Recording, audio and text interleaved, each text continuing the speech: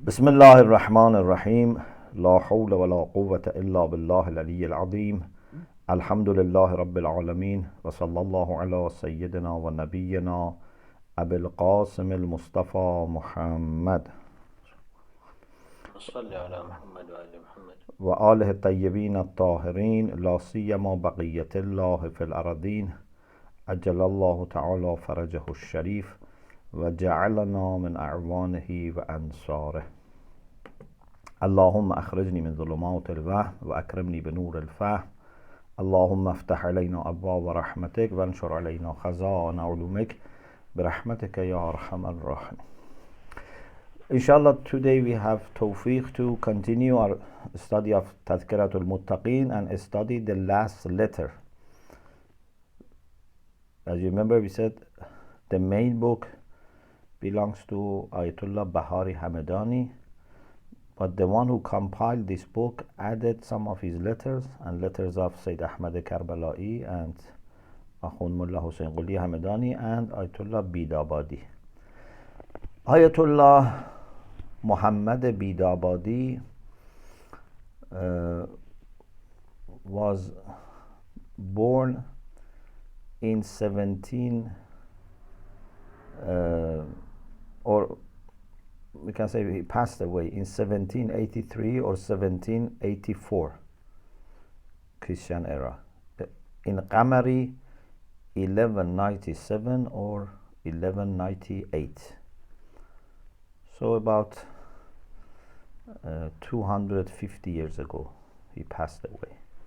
He was a philosopher, he was an Arif, he was a great teacher of the 12th century of Islamic calendar, and he is very well known for two things.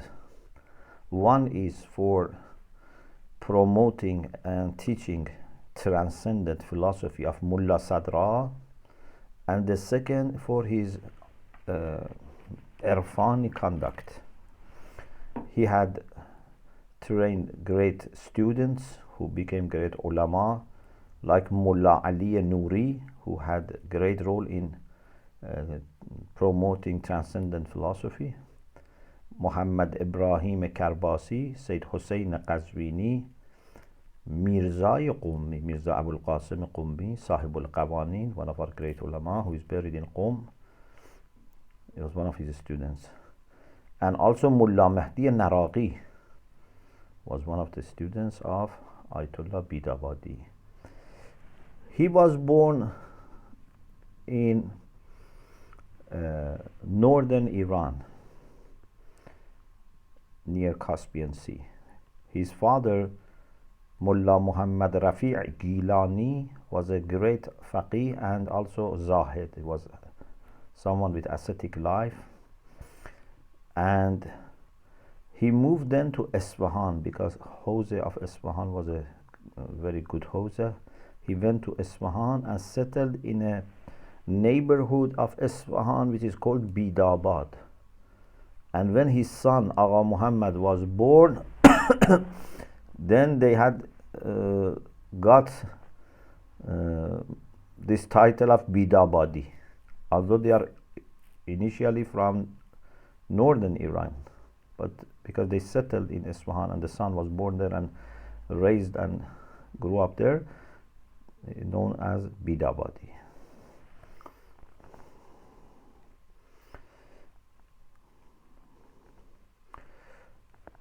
So the last letter of the book is the letter by Ayatollah Abadi. Ayatollah Abadi has some works. For example, Adab al-Sayr wa Suluk. He has comments on Aswar by Mullah Sadra, Risalatun fi Sayr wa Suluk. So he has different works. What we study today is just a letter by him. I try to see if I can share the letter with you.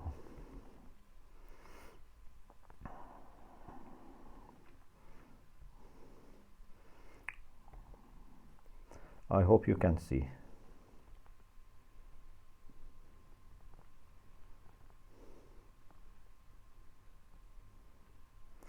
بسم الله الرحمن الرحیم. یا اخی و حبیبی. My brother, my friend, إن كنت عبد الله فارفع همتك ووكل إليه أمر ما يهمك. If you are a servant of Allah, raise your ambition. Don't be satisfied with little things. In one of the retreats in Canada, we discussed the necessity of having high ambition. In the same camp that we were this time, another time, we discussed about ambition. فارفع همتك ووكل إليه أمر ما يهمك. Whatever concerns you, whatever is important for you, leave it to him. Not that you don't do anything. Do whatever you can, but give the responsibility and overall charge to him. So you are in charge, I do what I understand, but please you make sure that this is taken care of. As much as you can, make your himma better and greater. Then he says, لأن المرء يطير بهمته كما يطير الطير بجناحيه. A bird flies with its wings. Yeah, bird cannot fly without wings. A human being flies with ambition. It's like wings for us. Without ambition, we become very passive, and we just would be happy with the situation which is there.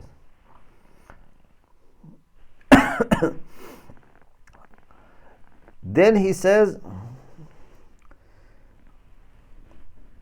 غلام, this is a famous poem. غلام همت آنم که زیر چرخ کبود، ز هرچه رنگ تعلق پذیرد آزاد است. هرچه در این راه نشانت دهند، گر بشتابی به از آنت دهند. I am at the service of someone that under this blue sky is free from any belonging. He is free from any belonging. I mean, he is not dependent on anything. I am at the service of such person. Then another couplet, he says, in this path, whatever they show you, if you don't get stuck and carry on, they will give you something better. So you should not be stuck with a little progress. You should carry on.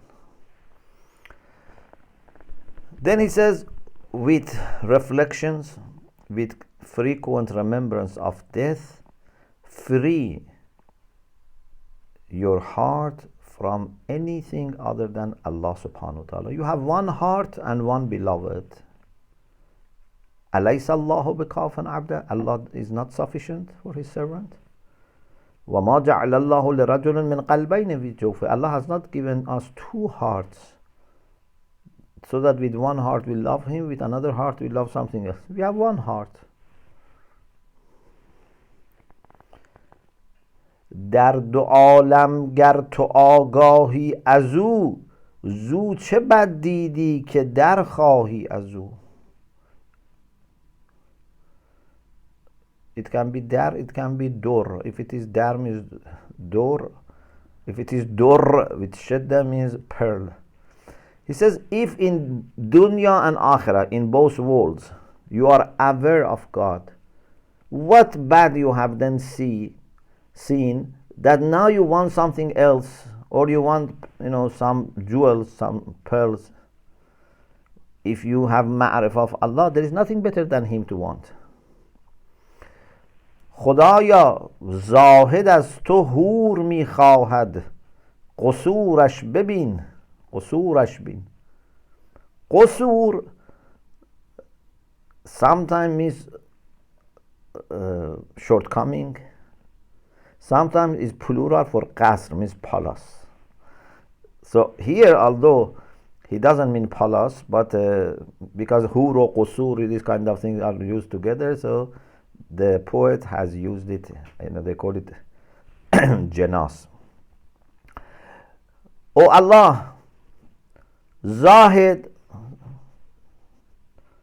the poet says, of course, it's not that every Zahid is like this, but there are some people that they only worship in order to gain pleasure in heaven. For example, they want, palace in heaven, they want, huri in heaven, they want, fruits and food, comfort in heaven. So this poet says, this is the maximum ambition of such people. They want, such things in heaven, hur and etc. Qusurash bin. Look at his short-sightedness. Yes, these are good, but there is something greater, and that is وَرِضْوَانٌ مِّنَ اللَّهِ أَكْبَرُ. به جنت می گریزد از درت یا رب شعورش بین.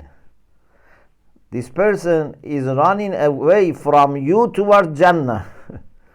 Even Jannah should not divert your attention away from Allah subhanahu wa ta'ala. Look at his understanding. He is leaving Allah and goes towards pleasure of Jannah. Jannah is great if it is with Allah. If it is without Allah, it's too little.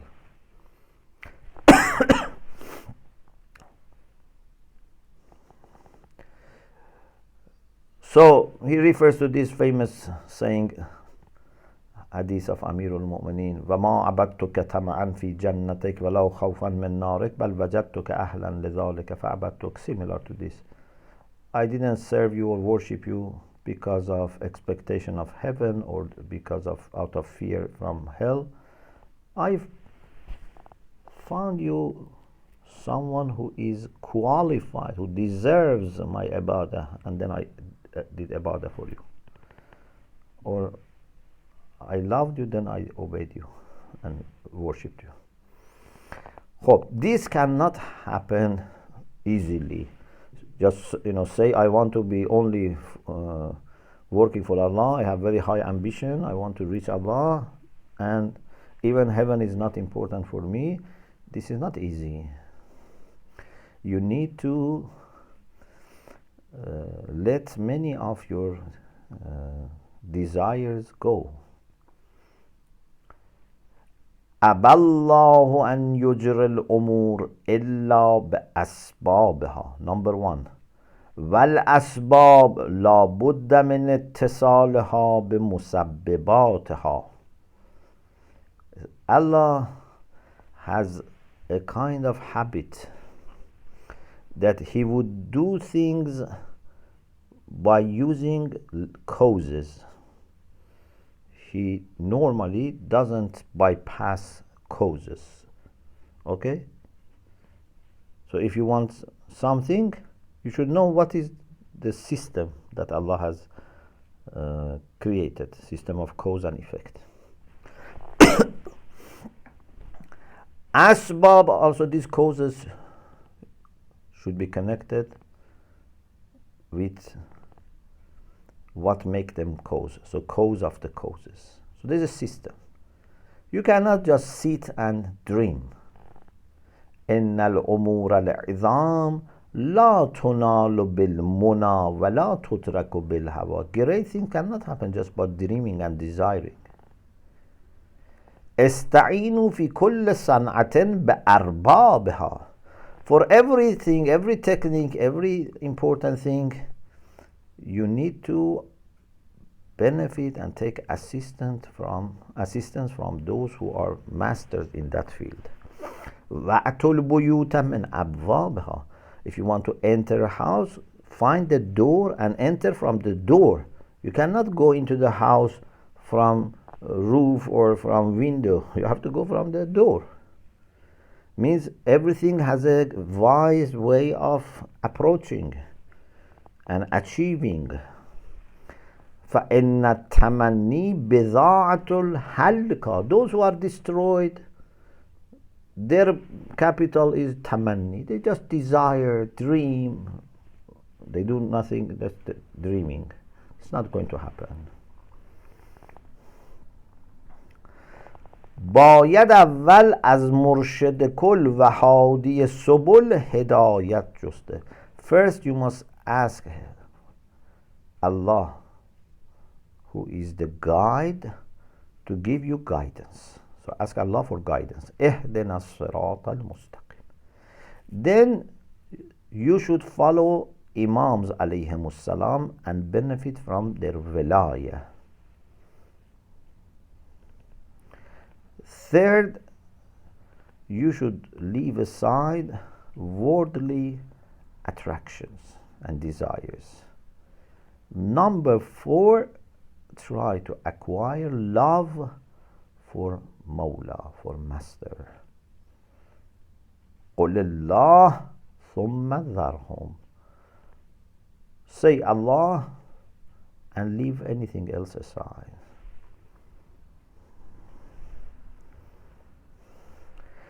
عشق مولا کی کم از لیلا بود، محو گشتن بهر او اولا بود. How much Majnun loved Layla.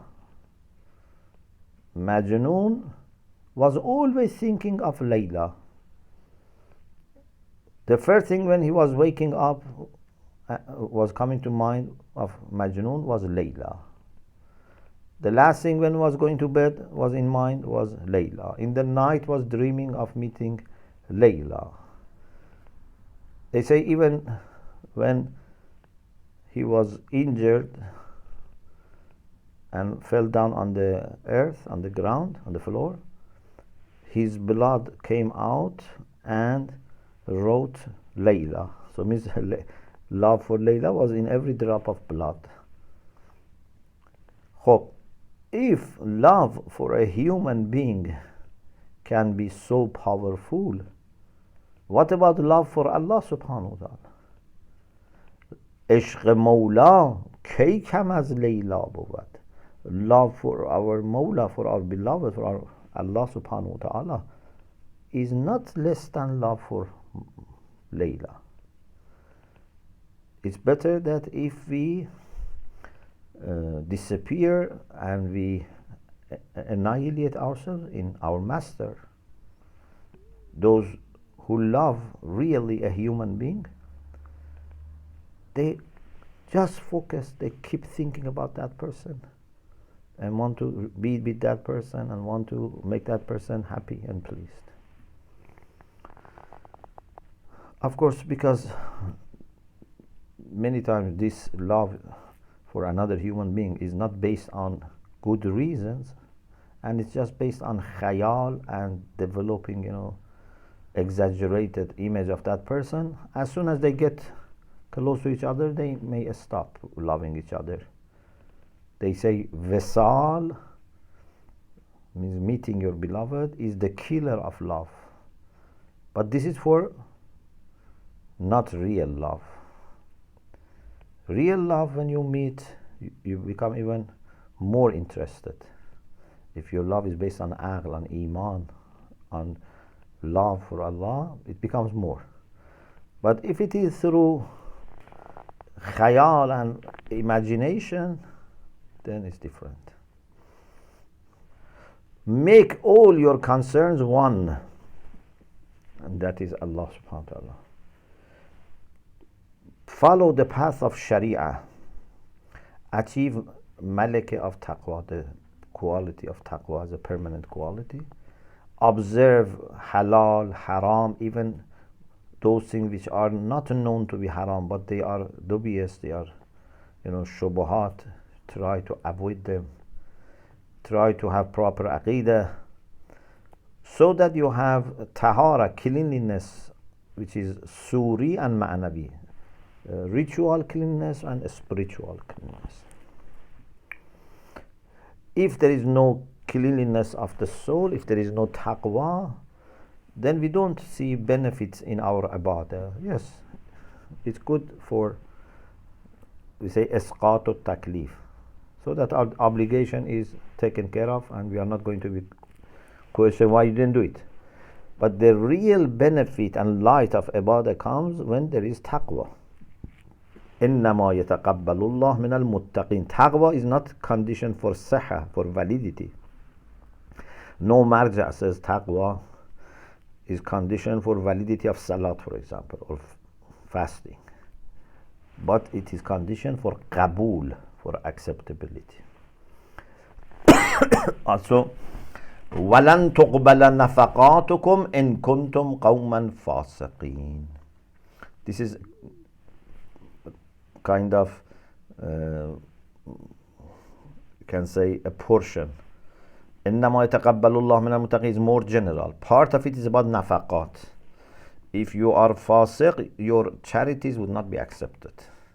Means taqwa is a condition for acceptance of charities, which is part of إِنَّمَا يَتَقَبَّلُ اللَّهُ مِنَ الْمُتَّقِينَ. That's more general.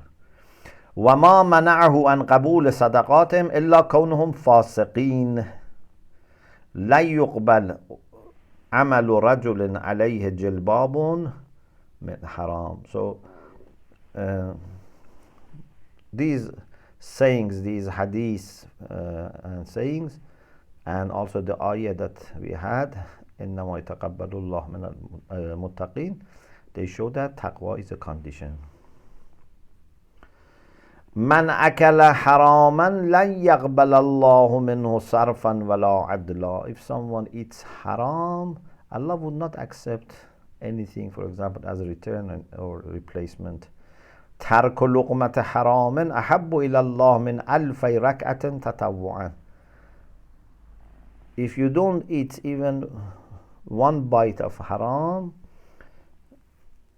so if you avoid one bite of haram is offered to you, you don't eat, you don't drink haram, this is better than 2,000 rak'ah nawafil and mustahab salat. الرد دانق من حرام يعدل 70 حجة مبرورة. Leaving one fraction of haram is equal to 70 hajj, which are accepted and good. And then if you have taqwa, little by little you reach the point that you will be given furqan. Man yattaqillah yaj'al lahu furqana, something by which you can distinguish between what is right and wrong. Wattaqullah wa yu'allimukumullah, Allah will teach you if you have taqwa.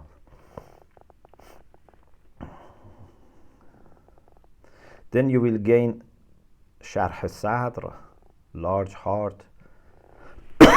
Light of ibadat will appear on your body, on your heart. And then he says, little by little this can become a position. First is hal. Hal is a temporary condition, but when it is established, it becomes maqam and malika. Maqam is a station which is fixed. Hal is a condition which is temporary. So به مرتبه مقام رسد و ملکات حسنه و اخلاق جمیله حاصل شود. And then fountains of wisdom will flow from heart to the tongue. It's all because of taqwa. If he is from sabiqeen, then he would receive attractions. Allah would show attractions, jazabat, to attract him more towards himself, and then he would lose, his normal condition.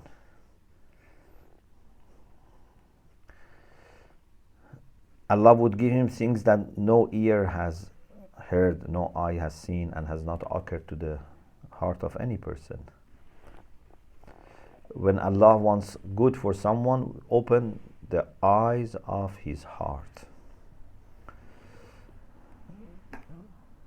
Then he refers to something beautiful. I think it is part of, if I'm not mistaken, دعای عرفه.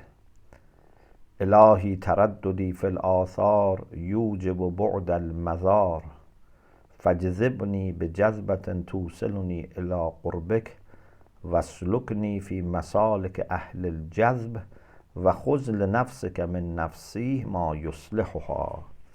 O Allah, my visitation of athar, effects, signs, would take me away from you, make my meeting with you farther away. It is true that people who don't know Allah, from athar they can reach mu'athir, which is Allah. But for an arif, he doesn't need athar. He knows Allah directly, and looking at athar can be itself an obstacle. Please attract me towards yourself with a kind of attraction that take me very near to you, to saluni ila qurbik, and put me on the path of people of jazb, who are attracted towards you, and take from me, for my sake, for my benefit, take from me every problem that they have, so that I become okay. So anything that can bring me to good order, please take it away from me. Anything that can bring reform to me, please take that so that I get reformed. And we have also this saying that one jazba is sometimes so powerful and so effective that it can be like actions of thaqalain.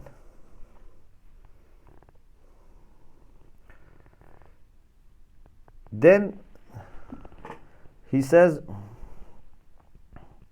Allah subhanahu wa ta'ala has sometimes breezes of rahmah and mercy. You should grab these opportunities, expose yourself to these opportunities which come like winds.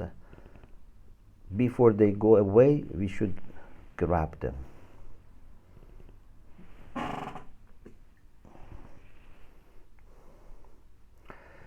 Also, we should observe the degrees and gradual process, because Iman has different stations, different levels, and someone who is in the second level should not be forced to do what is for the people who are in the third level. Yeah, so you should rise but not impose what is for other ranks on someone who is in a lower rank.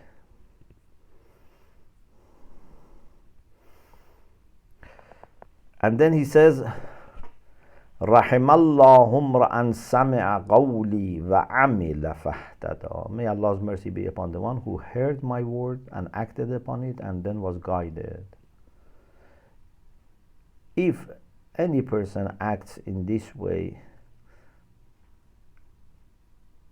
according to the Sharia, according to the things that we said, then he would certainly make success. And if he dies in this process, suppose you embark on this journey and you die, you would be like people that Allah refers to them in this ayah. Although maybe this ayah looks for people that they had physical migration towards Allah and Messenger, but the ayah is more general.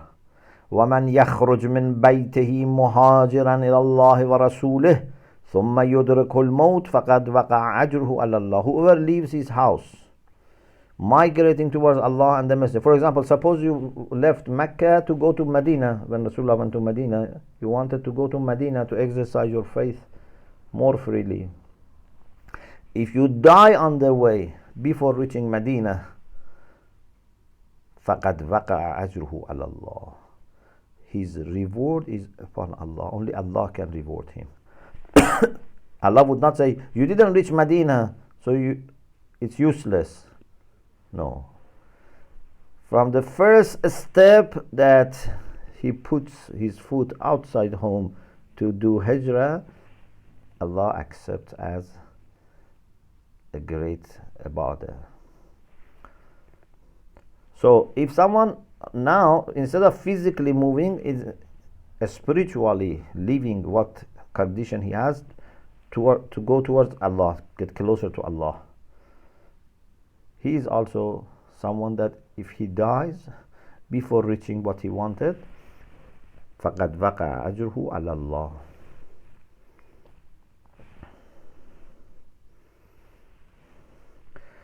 Then he says, گر مرد رهی رهت نمودم.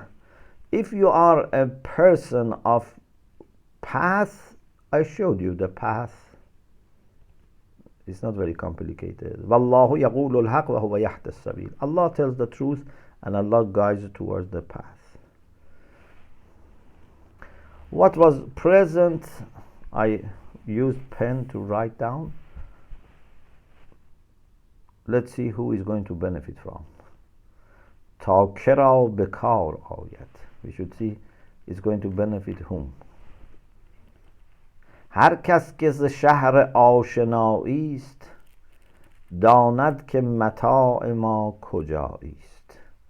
Whoever is from the city of acquaintance knows where our good comes from. So if you are a person of ma'rifah, you know that this good that we offered you comes from the same land of ma'rifah. جامی ره خدا به خدا غیر عشق نیست. The path towards Allah is nothing other than love for Allah subhanahu wa ta'ala. And you have to taste it. Unless you taste, you cannot understand. ذوق این بنده ندانی به خدا تا نچشی. Wallah, if by God, if you don't taste, you don't know what pleasure the servants of Allah get by praying, by whispering to Him, by thinking about Him, by invocating Him. وَالسَّلَامُ عَلَى مَنِ اتَّبَعَ الْهُدَى. May Allah's peace be upon those who follow guidance. So, alhamdulillah, bi'iznillah, wa shukru lillah, we completed our study of Tadhkirat al-Muttaqin by the late Ayatollah Bahari Hamedani, along with some letters by some other great scholars. May Allah help us to benefit from these instructions and put them into practice. Alhamdulillah Rabbil Alameen. اللهم صل على